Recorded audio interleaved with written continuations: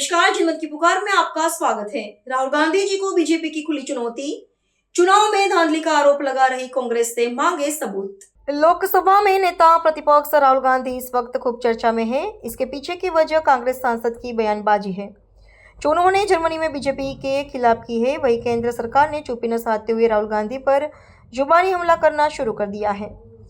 इसी बीच भारतीय जनता पार्टी के राष्ट्रीय प्रवक्ता शहजादा पूनावाला ने भी विपक्ष के नेता को आड़े हाथों लिया है।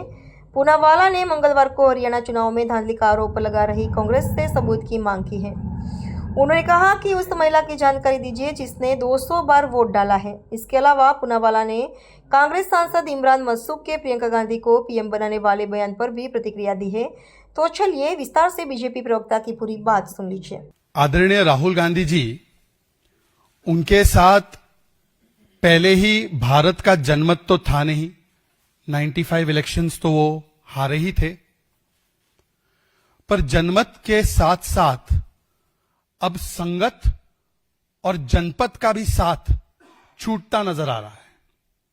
क्योंकि जिस प्रकार से राहुल गांधी सोरोसबद्ध होकर भारत विरोधी बर्लिन यात्रा पर गए थे, उसके बाद जिस प्रकार से एक के बाद एक केवल जनमत नहीं बल्कि संगत और जनपद के भी कुछ लोग उनसे किनारा करने की फिराक में हैं, वो साफ नजर आ रहा है। आज मैं इस प्रेस वार्ता के लिए आ रहा था और निश्चित रूप से राहुल गांधी जी ने जो भारत बदनामी बर्लिन में की है उसके विषय पर तो बात करेंगे ही, परंतु उससे पहले मैं उनका फैक्ट चेक करूं या भारतीय जनता पार्टी उनकी बातों का खंडन करे, उससे पहले मैंने देखा कि यहां तो संगत ही राहुल गांधी की बातों को खारिज करने में लगी हुई है। सबसे पहले राहुल गांधी जो बिहार में वोट चोरी कहते हैं, शशि थरूर जी तो कहकर आ गए कि भाई बिहार में पिछले 20 वर्षों में एनडीए की सरकार ने बहुत अच्छा काम किया है। मतलब कि उन्होंने राहुल गांधी के वोट चोरी के इस नैरेटिव को, इस एच बॉम्ब को पूरी तरह से डिफ्यूज कर दिया।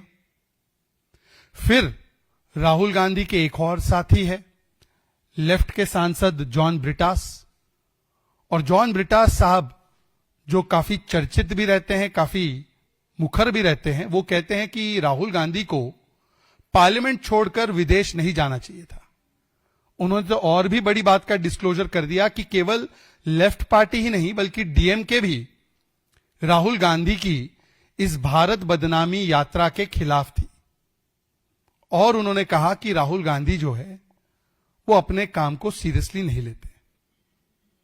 और यह बात खत्म हुई ही थी तो कांग्रेस पार्टी के एक और सांसद इमरान मसूद आ गए, और इमरान मसूद ने तो साफ साफ कह दिया कि अब उनको राहुल गांधी पर कोई भरोसा नहीं बचा है। अब राहुल हटाओ, प्रियंका जी को लाओ, प्रियंका जी को प्रधानमंत्री बनाने में अब उनको काम करना है। और इस बात का एंडोर्समेंट स्वयं रॉबर्ट वाड्रा जी की तरफ से भी आ गया कि हां बिल्कुल सही है। इसका मतलब जनमत तो राहुल से गया ही। लेफ्ट से लेकर ओमर अब्दुल्ला जिन्होंने राहुल गांधी की बातों को खारिज किया, सुप्रिया सुळे, समाजवादी पार्टी, तृणमूल कांग्रेस जो राहुल गांधी की सारी बातों को खारिज करती है, तो संगत तो गया ही, पर अब तो जनपद में भी प्रॉब्लम है। राहुल गांधी को ना अब जनमत हासिल है, ना संगत हासिल है, ना समर्थने जनपद हासिल है, और यह साफ नजर आ रहा है। अभी कुछ दिन पहले एक और स्टोरी आई थी कि ओडिशा के कांग्रेस के नेता मोहम्मद मोकिम ने भी कहा कि भाई राहुल जी को हटाओ, खड़गे जी को हटाओ, प्रियंका जी को लाओ। तो तुरंत मोहम्मद मोकिम के निकाल करने के लिए, उनको बाहर करने के लिए कांग्रेस पार्टी के राहुल गांधी फैक्शन की ओर से एक फतवा जारी किया गया। अब मुझे लगता है कि इससे ज्यादा स्पष्टता की आवश्यकता नहीं है, इससे ज्यादा क्लियर नहीं हो सकता कि राहुल गांधी के अंदर किसी को विश्वास नहीं है, किसी को कॉन्फिडेंस नहीं है। ये राहुल गांधी के लिए अब केवल जनता की ओर से नो कॉन्फिडेंस नहीं आ रहा है, अब तो उनके खुद के अलाय पार्टनर और परिवार के सदस्य और पार्टी के सदस्य भी एक के बाद एक राहुल गांधी के खिलाफ नो कॉन्फिडेंस मोशन पारित कर रहे हैं। और इसीलिए जब राहुल गांधी जनता से हारे, संगत से हारे और अब जनपद से भी शायद उनको समर्थन प्राप्त नहीं है, तो फिर से एक बार अपना गुस्सा और बीजेपी के खिलाफ जो गुस्सा है वो निकालने के लिए विदेश चले गए और भारत के खिलाफ वो गुस्से को निकालने लगे। और फिर से एक बार राहुल गांधी ने मोदी विरोध में या जनता के विरोध में या जनता के मैंडेट के विरोध में भारत विरोध शुरू कर दिया। अभी हमने देखा है कि आईएनसी तो एमएमसी बन ही चुकी थी, जैसे प्रधानमंत्री जी ने बताया, माओवादी मुस्लिम लीग। पर माओवादी मुस्लिम लीग के साथ साथ अब आईएनसी का नया नाम बन चुका है एएनसी। ये इंडियन नेशनल कांग्रेस नहीं है, ये एंटी नेशनल कांग्रेस है। और ये राहुल बाबा ये एलओपी लीडर ऑफ ऑपोजिशन नहीं है, ये राहुल गांधी एलओपी मतलब लीडर ऑफ प्रोपेगेंडा, एलओपी मतलब लीडर ऑफ पर्यटन और एलओपी मतलब लीडर ऑफ पलायन बन चुके हैं। और आईएनसी का केवल एक ही काम बन चुका है, बीबीबी, भारत बदनामी ब्रिगेड बनकर राहुल गांधी के नेतृत्व में पी फॉर प्रोपेगेंडा फैलाना, दुष्प्रचार करना भारत के खिलाफ, पी फॉर पर्यटन पर चले जाना, पार्लियामेंट छोड़कर बंक करके विदेश चले जाना सोरोस के एजेंट से मिलने के लिए, और पी फॉर पलायन कर देना, जब कोई प्रमाण नहीं हो बातों का तो हिट एंड रन करके एक एलिगेशन लगाकर दूसरा एलिगेशन लगाकर तीसरा एलिगेशन लगाकर पलायन कर देना, पर जब पार्लियामेंट से लेकर बाकी जगहों पर जवाब दिया जाता है तो भाग जाना। आज राहुल गांधी ने जो भी बातें कही है बर्लिन में, उसका एक के बाद एक फैक्ट चेक तो मैं करूंगा ही, पर एक बार आपको राहुल गांधी का ट्रैक रिकॉर्ड बता देना चाहता हूं। ये राहुल गांधी जी ने पिछले कुछ वर्षों में क्या किया है। राहुल गांधी जी विदेश जाते हैं, भारत के खिलाफ सुपारी लेते हैं, सोरोस की ये सुपारी लेकर सोरोस की जो भी स्क्रिप्ट होती है भारत के खिलाफ उसको उगलने का काम राहुल गांधी करते हैं। और ये सोरोस के इशारे पर करते हैं, कुछ विदेशी ताकतों के इशारे पर करते हैं। आपको याद होगा कि एक बार राहुल गांधी विदेश गए और कहा कि इंडियन डेमोक्रेसी इज डेड और इसीलिए भारत में यूएस और यूके का इंटरवेंशन होना चाहिए। सीधे सीधे उन्होंने मांग की कि भारत की सॉवरेनिटी सार्वभौमता के खिलाफ ये विदेशी ताकतें इंटरवीन करें। राहुल गांधी का एक और स्टेटमेंट जो उन्होंने अपने कार्यालय में दिया था कि हमारी लड़ाई बीजेपी या मोदी जी से नहीं है, हमारी लड़ाई इंडियन स्टेट के खिलाफ है। फिर आपको याद होगा कि जब भारत की अर्थव्यवस्था 8.2% जीडीपी ग्रोथ रिकॉर्ड कर रही थी तो राहुल गांधी ने बोला भारत की अर्थव्यवस्था इकोनॉमी इज डेड। और ये वही राहुल गांधी है जो कभी सोरोस के एक चेले सलील शेट्टी के साथ भारत जोड़ो यात्रा में चलते हैं, या कभी सोरोस के फंडेड ऑर्गेनाइजेशन से जुड़ी हुई कॉर्नेलिया वुल के साथ दिखाई देते हैं, या कभी सोरोस की फंडेड ओसीसीआरपी की रिपोर्ट्स लेकर भारत की संस्थाओं के खिलाफ दुष्प्रचार करके पार्लियामेंट को बंधक बनाते हैं, या कभी तो वो भारत के खिलाफ बोलने वाली इल्हान ओमर और कुछ बांग्लादेशी पत्रकार जो केवल और केवल भारत के खिलाफ जहर उगलते हैं, जम्मू कश्मीर के खिलाफ जहर उगलते हैं, उनके साथ जाकर खड़े हो जाते हैं, उनसे गुपचुप मीटिंग करते हैं। राहुल गांधी का जो अभी लेटेस्ट एपिसोड आया है भारत बैशिंग का बर्लिन से, उसके विषय में मैं कुछ बातें रखना चाहता हूं और एक के बाद एक फैक्ट चेक करना चाहता हूं। राहुल गांधी ने बोला सबसे पहले इस पूरे 1 घंटे 8 मिनट के उनके जो स्पीच में, जो पार्लियामेंट बंक करके वो विदेश गए थे देने के लिए, कि ईवीएम्स जो है वो फॉल्टी होती है, ईवीएम्स को ट्रस्ट नहीं किया जा सकता। अभी आपने देखा होगा पिछले 1-2 महीने से तो ये लोग वोट चोरी और वोटर लिस्ट को लेकर सवाल उठा रहे थे, तो कई बार पूछा भी गया कि भाई ईवीएम का राग अलापना बंद कर दिया, आप ईवीएम से संतुष्ट हो? और कोई भी लॉजिकल पर्सन बोलेगा कि अगर ईवीएम में गड़बड़ी होगी या ईवीएम ही मैनिपुलेट किया जा रहा था तो भाई वोटर लिस्ट को कौन मैनिपुलेट करेगा? आपका तो यह कहना था हर बटन दबाओ तो मोदी को वोट जाता है, बीजेपी को वोट जाता है।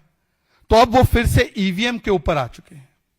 तो मैं पूछना चाहता हूं राहुल गांधी जी से कि राहुल गांधी जी, अभी ये केरल में जो लोकल पोल्स हुए, जिसपे आपने ट्वीट भी किया है और आपने तो खुशी जताई कि कैसे कांग्रेस पार्टी और आपकी अलायंस जीती है वहां पर, वो तो ईवीएम से हुए। और जहां तक मेरी जानकारी है ईवीएम विदाउट वीवीपैट ये हुए। तो वहां पर ईवीएम बिल्कुल ठीक काम कर रहा था। झारखंड में, कर्नाटका में, तेलंगाना में, जम्मू कश्मीर में, यहां सभी जगहों पर तो ईवीएम ठीक काम कर रहा था। लोकसभा के चुनाव में ईवीएम ठीक काम कर रहा था।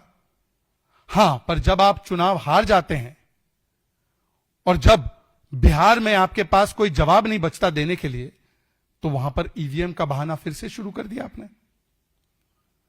41 वर्डिक्ट्स आए हैं ईवीएम को लेकर अलग अलग कोर्ट्स के। सुप्रीम कोर्ट का लास्ट वर्डिक्ट है कि केवल जब आप हारते हैं तो ईवीएम को दोष देना यह बिल्कुल गलत है। और चलिए अदालत पर भरोसा ना हो तो आपके साथी संगत वाले उमर अब्दुल्ला जी पर तो भरोसा होगा। उमर अब्दुल्ला जी भी कहते हैं कि मैं ईवीएम को दोष नहीं दे सकता। सुप्रिया सुळे का भी पार्लियामेंट में बयान है कि इसी ईवीएम से तो मैं चुनाव जीती हूं कई बार, तो मैं कैसे ईवीएम को ब्लेम कर दूं? तो राहुल जी, पहला सवाल, आपने विदेश में जाकर ईवीएम्स को फॉल्टी बोल दिया, तो क्या supreme court, high court, Omar Abdullah ji और आपके साथी एनसीपी शरद पवार ये सब झूठे हैं क्या? दूसरा, राहुल गांधी बोलते हैं कि इलेक्टोरल प्रोसेस फेयर नहीं था। ये इलेक्टोरल प्रोसेस फेयर नहीं था कि बात कौन कर रहा है? ये वही राहुल गांधी है ना जिनके परिवार में खानदानी वोट चोरी का इतिहास लिखा हुआ है। 75 में, 1975 में इंदिरा गांधी कन्विक्ट हुई इलेक्टोरल फ्रॉड के लिए। 1987 के जम्मू कश्मीर के चुनाव रिग किए गए, यह शशि थरूर का ऑन रिकॉर्ड बयान है।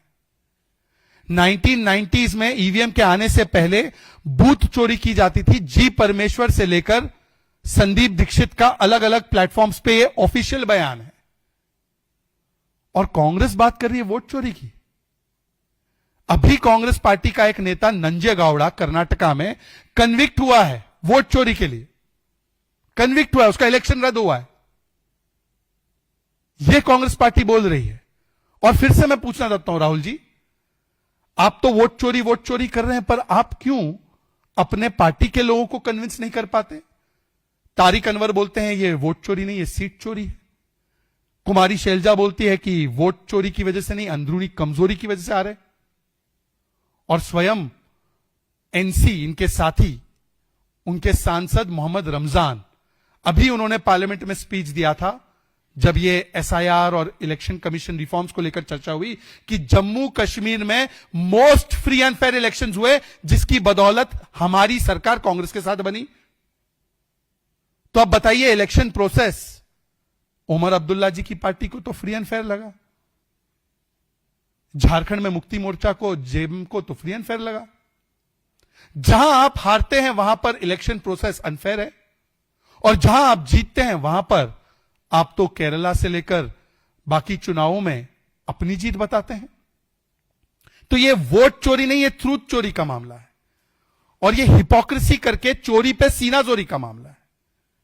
एक और ट्रबलसम स्टेटमेंट राहुल गांधी ने दिया, मैं एग्जैक्ट कोट कर रहा हूं आपको, और मैं चाहता हूं कि मीडिया के साथी इन कोट्स को उठाकर राहुल गांधी जी से एक बार कम से कम काउंटर सवाल भी पूछे।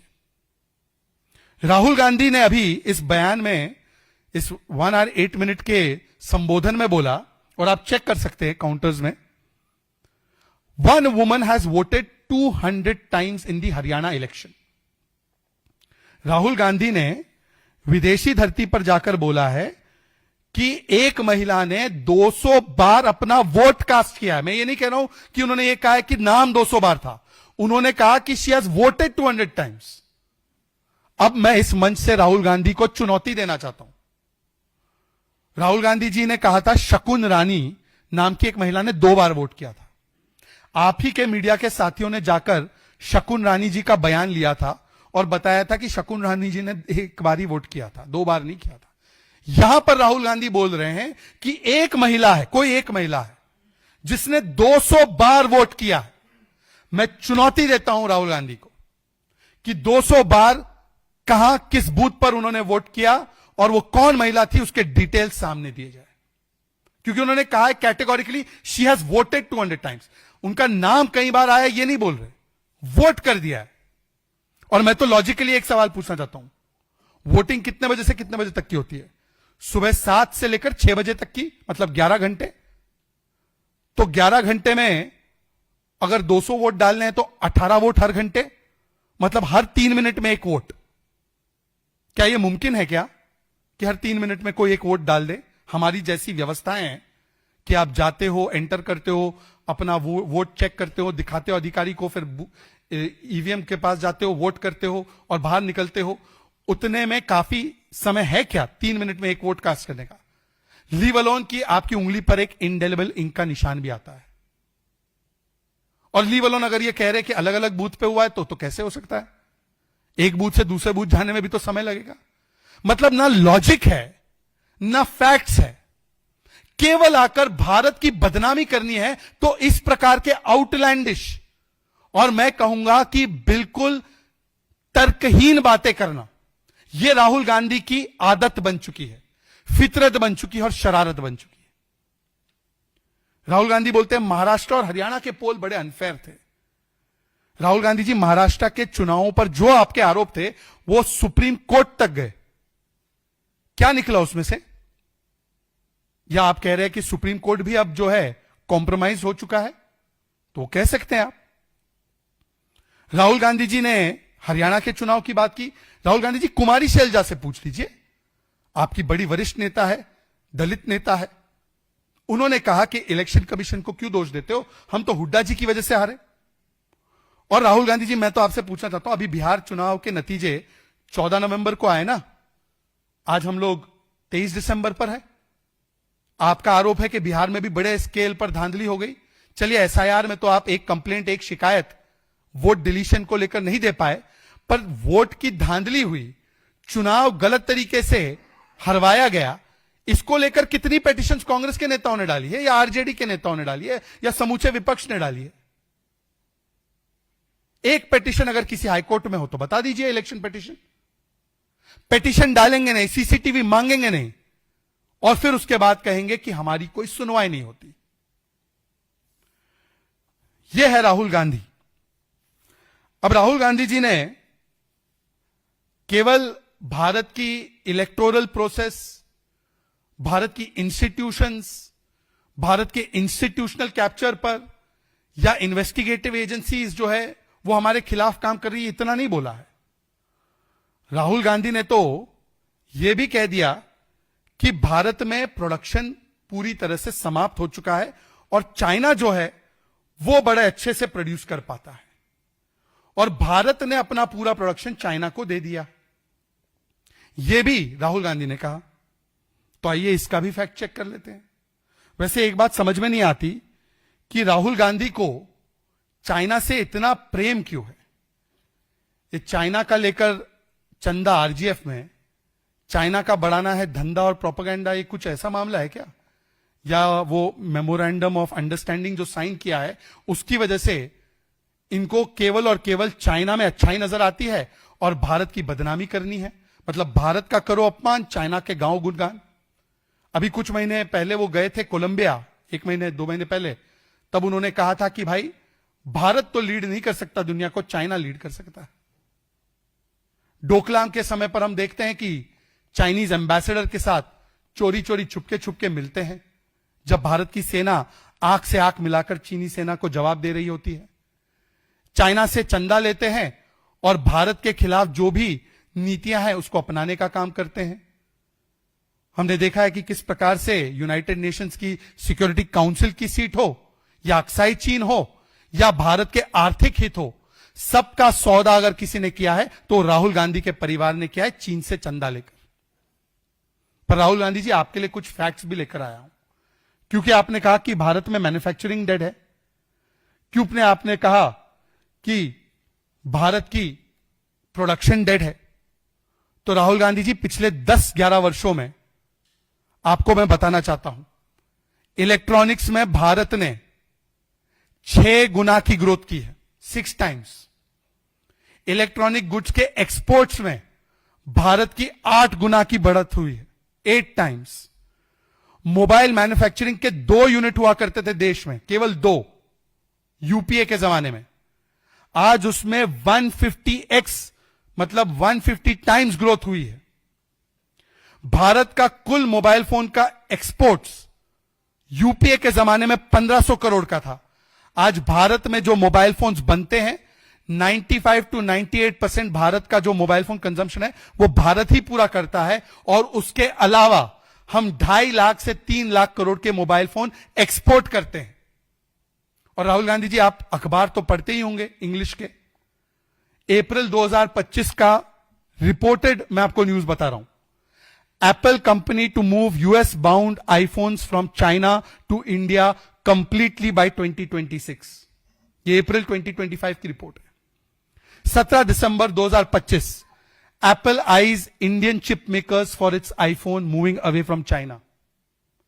22 दिसंबर 2025, फॉक्सकॉन जिसकी प्रोडक्शन यूनिट है भारत में, Foxconn hires 30,000 people in the last 6 to 8 months for production of iPhone in India. ये प्रोडक्शन कम हो रहा है या ये चाइना से भारत में शिफ्ट हो रहा है? 29 जुलाई 2025, ये कई अखबारों में ये लेख छपे थे, how India has beaten China to become the biggest smartphone maker for United States of America. 2018, Samsung का जो सबसे बड़ा मैन्युफैक्चरिंग यूनिट है मोबाइल फोन्स का, आज वो भारत में स्थापित है। पूरी दुनिया में सैमसंग का largest mobile phone manufacturing unit Bharat में। और केवल मोबाइल फोन से नहीं तो टॉयज का देख लीजिए। जिस टॉयज के ऊपर हम लोग, चाइना के टॉयज पर हम लोग निर्भर रहते थे और 80% हमारे टॉयज इंपोर्ट होते थे सिर्फ चाइना से, आज उसमें 50% की गिरावट हुई है और भारत के टॉयज 239% से बढ़े हैं एक्सपोर्ट्स में। आज पहली बार भारत में हम डिफेंस गुड्स केवल इंपोर्ट नहीं बल्कि 23,000 करोड़ के डिफेंस गुड्स भारत से एक्सपोर्ट हो रहे हैं, इंक्लूडिंग ब्रह्मोस और बाकी जो मिसाइल्स और गन्स है। और आप कहते हैं कि भारत की प्रोडक्शन डेड है, भारत की अर्थव्यवस्था डेड है, भारत की इकोनॉमी डेड है। राहुल गांधी जी, आपका पॉलिटिकल करियर डेड है, और क्योंकि आपका पॉलिटिकल करियर डेड है, आपको भारत की अर्थव्यवस्था, भारत की इकोनॉमी, भारत की प्रोडक्शन, भारत की डेमोक्रेसी सब कुछ डेड नजर आता है। और आखिरी में राहुल गांधी ने जो सबसे डेंजरस बात बोली, राहुल गांधी का स्टेटमेंट है कि people in India will fight against each other and India is going to fail. Rahul Gandhi ji, मैं पूछना चाहता हूं कि किसका विजन है जिसकी वजह से भारतीय को भारतीय के खिलाफ किया जा रहा है? कभी प्रांत के नाम पर, कभी उत्तर दक्षिण के नाम पर, कभी जाति के नाम पर, कभी मजहब के नाम पर। यह किसकी विचारधारा है? बता देता हूं मैं आपको। यह कौन कहता है कि जो नॉर्थ है उसको ज्यादा फंड्स मिल रहे हैं और साउथ को इंडिपेंडेंट हो जाना चाहिए नॉर्थ से? यह बयान है डीके शिव कुमार के भाई सांसद का, डीके सुरेश का। कांग्रेस ने क्या कार्रवाई की इस स्टेटमेंट पे? यह बयान बंटवाने वाला है या यह बयान जोड़ने वाला बयान है? यह कौन कहता है बिहार के विषय में कि बिहार के लोगों का डीएनए कम है और तेलंगाना के लोगों का डीएनए बेहतर है? यह तो रेवंत रेड्डी जी का बयान है, वो तो आपके मुख्यमंत्री हैं। कौन लड़ा रहा है बिहार को तेलंगाना से? कौन लड़ा रहा है उत्तर और दक्षिण को? कौन लड़ा रहा है, कह रहा है कि हमारा डीएनए जो है वो कुर्मी डीएनए से बेटर है? ये रेवंत रेड्डी का बयान है। और केवल ये नहीं, ये सनातन को समाप्त कर दीजिए, सनातन बीमारी है, सनातन डिजीज है, डेंगू है, मलेरिया है। यह बयान किसका है? डीएमके और कांग्रेस के नेताओं का। तो कौन धर्म को, एक मजहब को दूसरे मजहब से लड़ा रहा है? अभी आपकी सरकार तमिलनाडु में है, वहां पर हिंदुओं को एक संवैधानिक अधिकार वहां की कोर्ट ने दिया कि आप जाकर दिया, दीपक, जहां पे आपको दीपककुंड पे एक पहाड़ पे लगाना है, आप लगा सकते हैं। वर्षानुवर्ष से वो प्रथा चली आ रही है। उस जज के खिलाफ तो आप लोगों ने इंपीचमेंट मोशन लाया जिसने हिंदुओं को उनका संवैधानिक अधिकार दिया, हिंदुओं को दीपक जलाने का अधिकार नहीं दिया, पर उसी के बगल में एक वहां पर जो दरगाह है उसको वहां पर फेस्टिविटीज मनाने का और अपना फ्लैग होइस्ट करने का पूरा अधिकार दे दिया। ये कौन लड़ा रहा है हिंदू और मुसलमान को? ये कौन भारतीय को भारतीय से लड़ा रहा है जाति के नाम पर? आपका तो पूरा model he divide and rule कर रहा है। और इसीलिए हाशिमपुरा, भागलपुर, मीरठ, मलियाना, नेल्ली और दिल्ली में 1984 के जो नरसंहार हुए, ये सब कांग्रेस की देन है। कांग्रेस ने ही भारतीय को भारतीय से लड़ाया है और भारतीय को भारतीय से लड़ाने के बाद कांग्रेस ने उसको जायज भी ठहराया है। इसीलिए अभी जो 1 महीने पहले कांग्रेस का एक कार्यक्रम हुआ जिसमें एक और भारत विरोधी शख्स बैचलेट जी को बुलाया गया था इंदिरा गांधी प्राइज देने के लिए, और उस प्राइज देते वक्त प्रथम पंक्ति में कौन बैठे थे? तो बैठे थे जगदीश टाइटलर, जिनके ऊपर सिखों का नरसंहार करने का आरोप है। तो राहुल गांधी जी, सवाल आपसे सिर्फ इतना है कि कभी आप सेना का अपमान करते हैं, कहते हैं कि सेना की पिटाई हो गई, सुप्रीम कोर्ट आपको फटकार लगाती है। आपके नेता पृथ्वीराज चौहान कहते हैं कि सेना की आवश्यकता नहीं, सिंदूर में हम फेल हुए। कभी भारत के संस्थाओं का आप अपमान करते हैं विदेशी धरती पर जाकर, कभी भारत की संप्रभुता के खिलाफ आप जाकर बोलते हैं, कभी भारत की आर्थिक शक्ति के खिलाफ आप झूठा प्रोपेगेंडा फैलाते हैं, कभी भारत के सनातन संस्कृति के खिलाफ आपके नेता बोलते हैं। तो क्या भारत का करो अपमान, यही बन चुकी है राहुल गांधी की एकलौती पहचान? और इसीलिए आज राहुल गांधी के साथ केवल जनमत ही नहीं, ना उनके संगत वाले लेफ्ट के नेता खड़े हैं, ना टीएमसी के नेता, ना शशि थरूर, ना इमरान मसूद, ना प्रियंका वाड्रा जी के कैंप से जुड़े हुए कुछ लोग और उनके परिवार से जुड़े हुए कुछ लोग। यह है राहुल गांधी के खिलाफ देश का नो कॉन्फिडेंस। बहुत बहुत धन्यवाद आप सभी लोगों का। इसके अलावा कोई विषय हो तो प्लीज बताइएगा।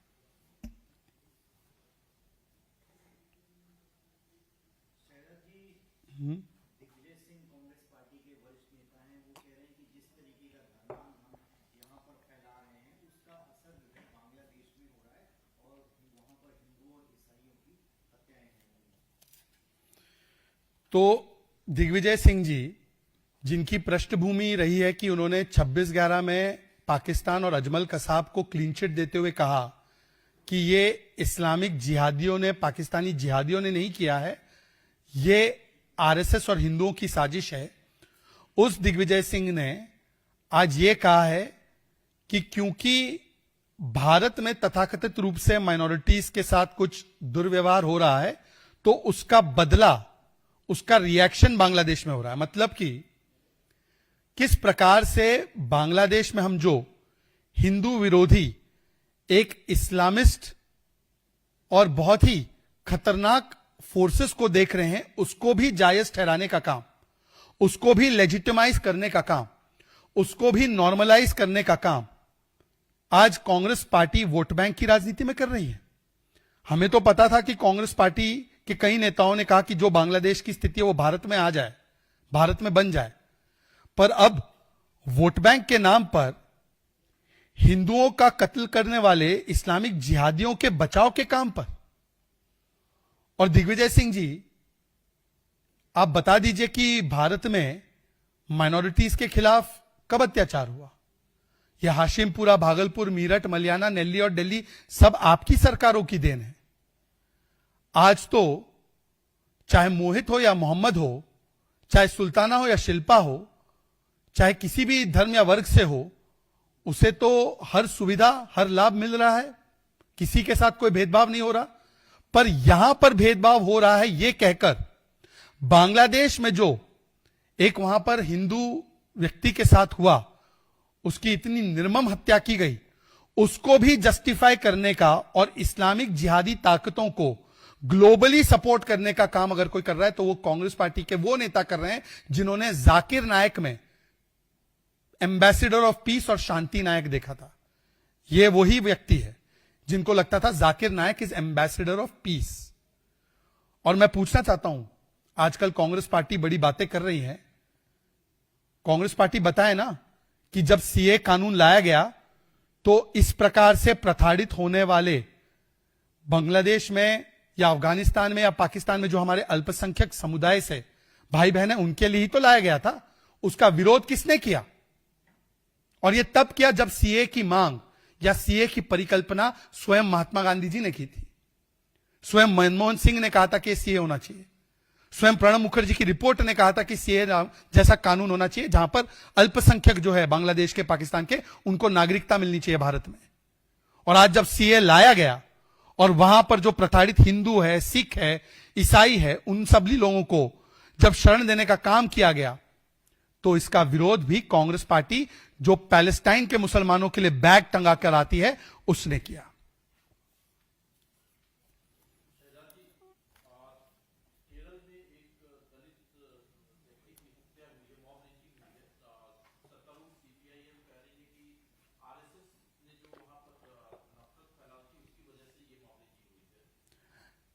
दुख की बात है कि जो पार्टीज, लेफ्ट पार्टी खासकर, चिल्ला चिल्ला कर मॉब लिंचिंग, हम बहुत प्रोग्रेसिव है, हम उदारवादी सोच के हैं, इस प्रकार की बातें उत्तर भारत में तो करते रहती है, जब उन्हीं के द्वारा शासित एक प्रदेश में एक अनुसूचित जाति के समुदाय की, छत्तीसगढ़ से वो लेबरर है, दलित व्यक्ति है, उनकी पीट पीट कर हत्या कर दी जाती है, उनको चोर बुलाकर पीट पीट कर हत्या कर दी जाती है, तो अपनी नाकामी को, अपनी कानून व्यवस्था को मेंटेन करने की विफलता को स्वीकारने के बदले अब कांग्रेस पार्टी और लेफ्ट पार्टी किस प्रकार से दूसरों पर दोष डालने का काम कर रही है।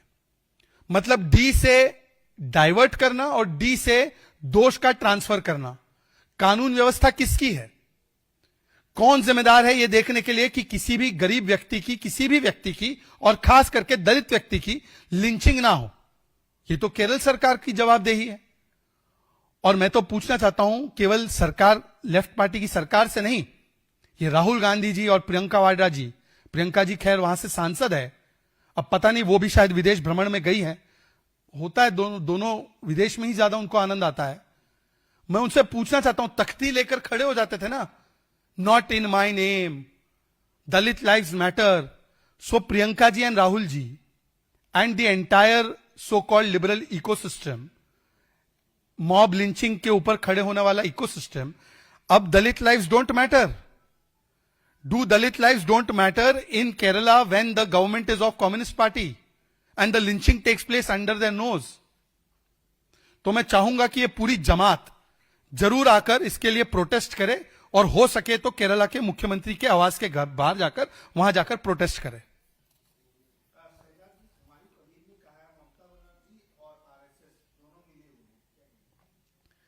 पहले तो आप समझ लीजिए कि ममता बनर्जी, अब जैसे हम, ये फोन है, ये आईफोन है, तो इसमें एक आईफोन प्रो और आईफोन प्रो मैक्स आता है।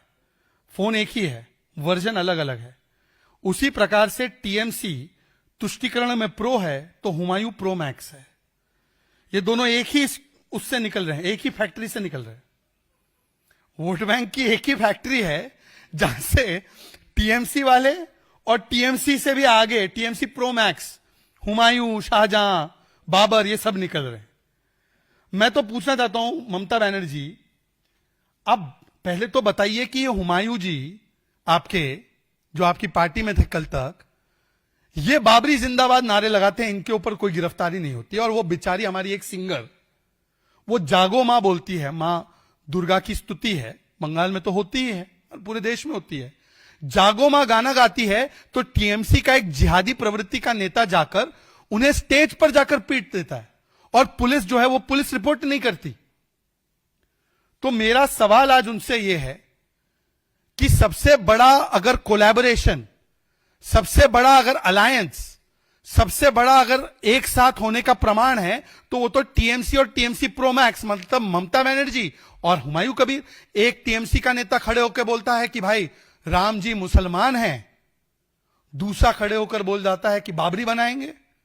तो ये दोनों एक ही फैक्ट्री से निकले हुए दो पीस है, एक प्रो है, एक प्रो मैक्स है। और इसीलिए हुमायूं कबीर को जानबूझकर ममता बनर्जी शय दे रही है। ये दोनों ए टीम और बी टीम है और ये दोनों एक ही कॉम्युनल सिक्के के दो पहलू है। वो हुमायूं को इसलिए पूरा खुली छूट दे रही है, जो बात वो खुद नहीं कह सकती। घुसपैठियों को वो बचा देती हैं, पर जो घुसपैठियों से आगे भी जो जिहादी तत्व है, उनको अपील करने के लिए हुमायूं कबीर को खुला छोड़ रखा है। अगर आपने हमारा अभी तक चैनल सब्सक्राइब नहीं किया है तो कृपया चैनल सब्सक्राइब कर लें, लाइक करें, शेयर करें, कमेंट करें। तो मिलते हैं फिर किसी और खबरों के साथ। नमस्कार।